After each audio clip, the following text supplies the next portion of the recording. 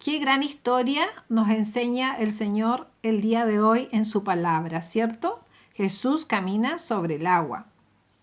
¿Alguna vez ustedes han visto a alguien caminar sobre el agua? Al menos yo jamás. Me imagino que ustedes tampoco, ¿cierto? Solo Jesús podría haber hecho algo así, ¿cierto?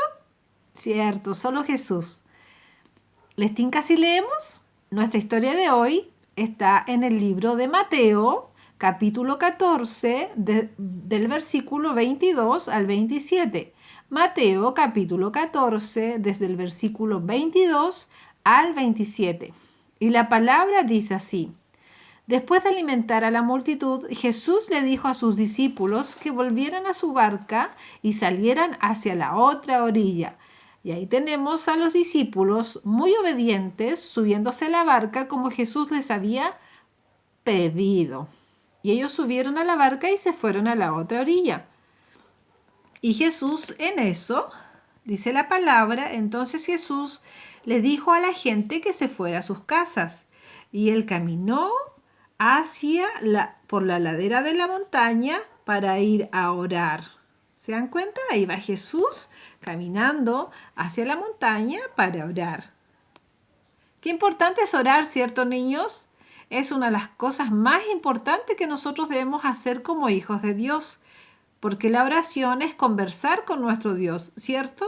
Y todo lo que nosotros necesitamos o queramos pedirle o darle gracias, se hace a través de la oración. ¿Verdad? ¿Verdad? Muy bien. Y seguimos acá entonces. Y la palabra dice así. Entonces,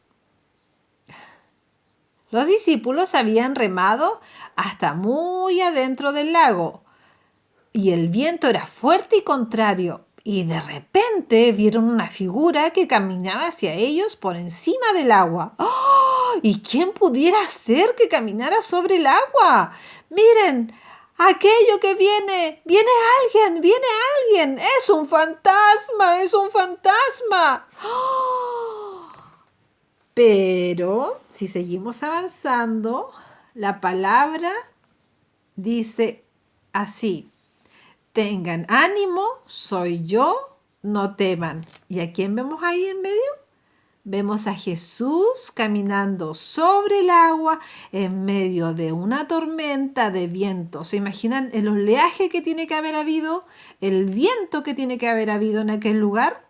Pero ahí estaba, ¿quién? Jesús caminando sobre el agua.